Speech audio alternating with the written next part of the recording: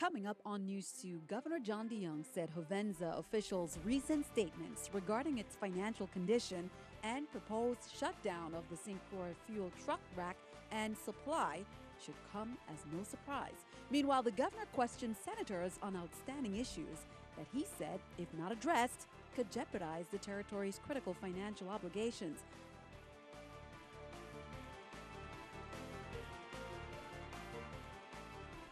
Hello, welcome, and thanks for joining us on this edition of News 2. I'm Sandra Gumansing, happy to be back with you. Hope everyone had a wonderful Thanksgiving. Governor John de Jongh in our top stories, responding to the news that Hovensa plans to shut down its fuel rack in a few weeks. On Saturday, in a statement, the chief executive laid the ball squarely at the Senate's feet to make a decision that would avoid the truck rack closing. News 2's Erica Parsons has more. Governor de Jongh said the news that Hovensa would not invest any more money into its operation past December is no surprise. Last week, retail gas station owners received letters advising that Hovensa would shut down its truck fuel rack and its stores would only last until January and February. The chief executive said that's consistent with what the oil storage company outlined in its letter to de Jongh himself and the Senate president on November 11th. It's not sitting well with at least one senator. This is the governor and Hovensa attempting to do this to us, to try to get what they want out of this deal. It's been 4 weeks since Governor de Jongh submitted the proposed operating agreement between the VI government and Atlantic Basin Refining VI, the company trying to buy the refinery, and 2 weeks since senators heard from the public regarding the proposal. Governor de Jongh is concerned senators haven't yet made a decision. He said if the Senate doesn't approve, there'll be no sale and the government will have no choice but to pursue legal action. Senator Terrence Nelson wants the U.S. Attorney General's office to get involved. He says Hovensa is still operating under the Fourth Amendment agreement and the decision they've made isn't legal. There is something very wrong with this refinery stating, and they publicly stated it. I'm trying to get my hands on one of those memos because they publicly stated that their principals, Hess and Hovensa, has decided not to put any more money into the process, even though they have a tax-free storage facility right now.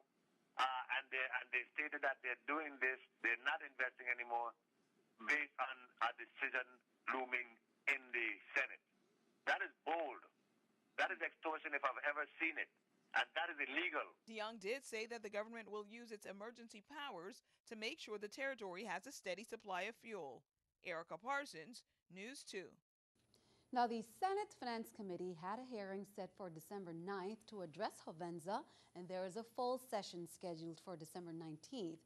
Nelson says he is not sure if it will be on that agenda. Count on 2 to keep you updated. Meanwhile, gas prices are holding steady for a fourth week. Hovensa's latest release says truck rack prices are neither going up nor down. It remains unchanged. For regular gas, the rack rate is $3.42. For premium, it's $3.74. And for diesel, it's $3.46. You can expect to pay a little higher at the gas pumps. These prices already include the 14-cent per gallon tax that Hovensa collects for the government. Well, as the year draws to a close, Governor John de Jongh is questioning the Senate on several outstanding issues that, if unaddressed, could jeopardize the territory's critical financial obligations, according to the governor.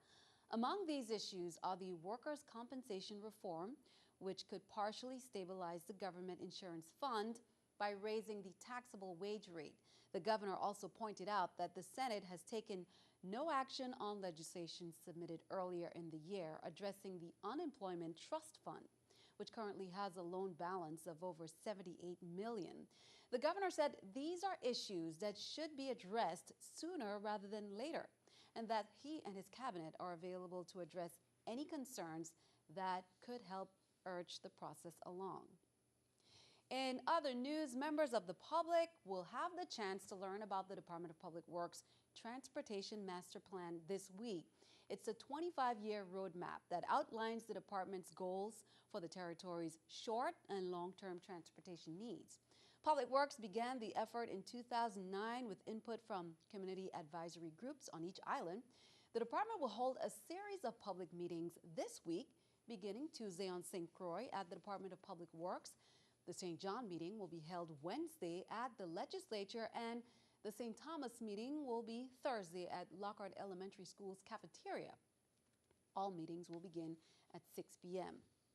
Also, Downtown Revitalization, Inc. is hosting a forum on enhancing the Main Street experience, as we reported. Now, on Thursday, December 5th, at the Grand Hotel, DRI is inviting the community to participate in the discussion that's aimed at making Main Street more user-friendly for both locals and tourists. Topics like security, transportation, infrastructure, and communication will all be discussed. DRI's proposal on the renovation of Main Street has been in the works for 4 years. Now they're asking everyone to give input on Thursday, December 5th, 5:30 p.m. at the Grand Hotel. So be sure to mark that on your calendar.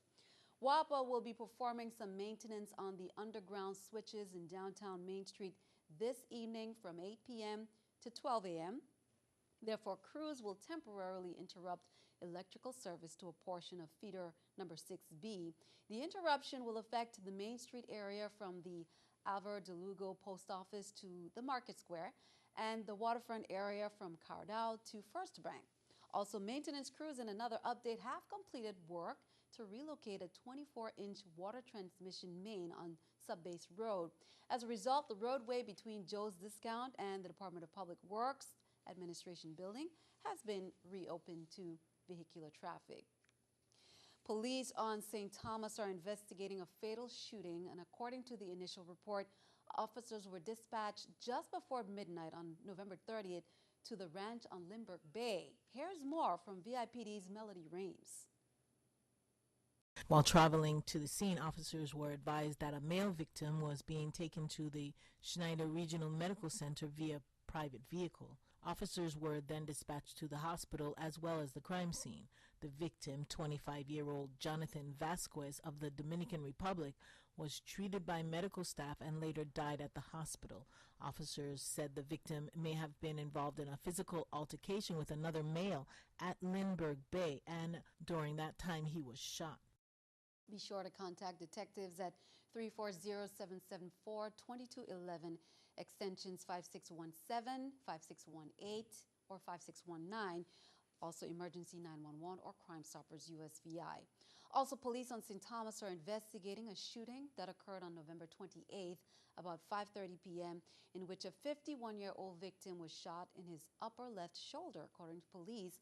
The suspect, Henry Twit Polenko, 57, was arrested the same day and charged with assault 3rd degree. According to the initial police report, witnesses told police the victim was in the Double Play bar when another male walked in and shot him. The suspect then left in a green Mazda. The victim was taken to the hospital in a private vehicle. The victim also told police that the suspect assaulted him with a golf club several days prior to the shooting incident. Police located the suspect, who turned himself in. His bail was set at $45,000. Turn our attention overseas. President Obama held meetings and met with civil rights leaders to discuss tensions in Ferguson, Missouri. Protests have continued over a Missouri grand jury's decision not to indict Ferguson police officer Darren Wilson in the shooting death of Michael Brown. St. Louis Rams players showed solidarity with demonstrators during a game yesterday, exhibiting the hands up, don't shoot pose. The St. Louis Officers Association condemned the move. Officer Wilson resigned over the weekend. The Supreme Court is taking its first look at the limits of free speech and social media. The justices will hear arguments in a case involving Pennsylvania resident Anthony Ilonis, who was convicted and sentenced to 3.5 years in prison for making threats against his now ex-wife on Facebook. And also, an Ohio community is in mourning after a popular football player was found dead Sunday. Police discovered the body of 22-year-old Costa Karageorge Sunday afternoon in a dumpster not far from his apartment. Investigators had been looking for him since Wednesday and believe he took his own life. His mother says he has had several concussions and worried he was disoriented and in trouble. Meanwhile, keeping our eye on the economy, it's Cyber Monday, the biggest online shopping day of the year. Retailers offer deep discounts. The National Retail Association says about 127 million shoppers have shopped online, but that's down slightly from last year. According to the estimates by the National Retail Federation, Black Friday spending fell by 11% from 2013. Part of the reason? Retailers are offering deals days and weeks before the holiday weekend. Here's a look at the New York Stock Exchange with our stock market watch. Everything down, the Dow 51, NASDAQ 64, S&P 14. Coming up on News 2, Governor John de Jongh proclaimed December 1st as World AIDS Day in the VI. In recognition, local organizations and government agencies are hosting events aimed to raise awareness on this deadly illness. That's going on this evening. We'll be right back.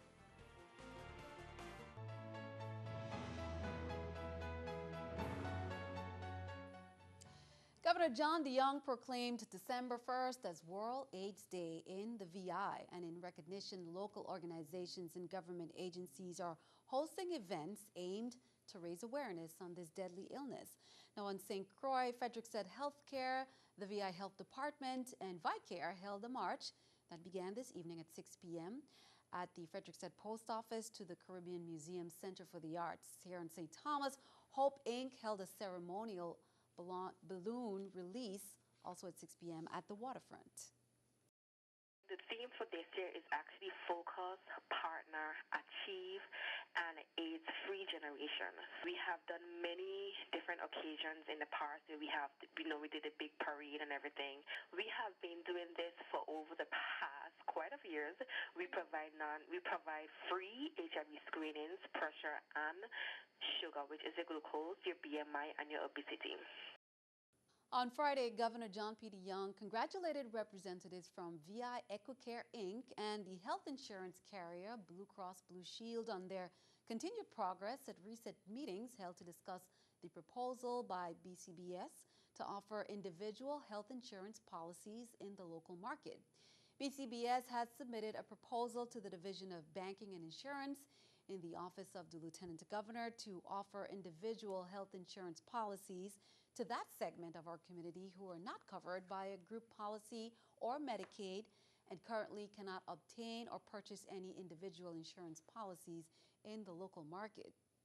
Well, kudos to an agency that gave some support. The St. John Cancer Fund sends out a huge thank you to Cimarron St. John, a vacation rental division of Cimarron Vacation Home Realty. Cimarron donated $3,200 to the St. John Cancer Fund, using the proceeds from about 5% of all bookings in the month of October. Cimarron owners Robin and Dave Conroe and office manager Crystal George are all to be commended. Well, on Friday, a historic trek marked the annual commemoration of the 1733 St. John African Revolution. The annual pilgrimage to Fortsburg on St. John was organized by the Commemorative Committee of the 1733 Revolution. Participants visited several historic estates on St. John, including Susannaburg, Annaburg, Adrian, Catherineburg, and Fortsburg. They witnessed a traditional conch shell blowing, libation, and a drumming presentation. They were also presented with historical perspectives on the socio-economic and political climate of the time and their impact on the enslaved population. Congratulations to the organizers for a successful event.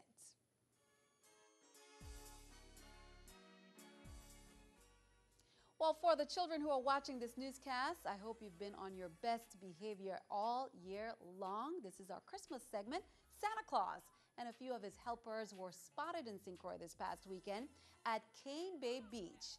Santa rode in on a white convertible and took a few requests from the children lucky enough to be at the beach on Sunday. A few adults and pets even posed with the big guy before he moved on to his next stop. Well, the Salvation Army members reached out their hands and touched those less fortunate on Thanksgiving Day.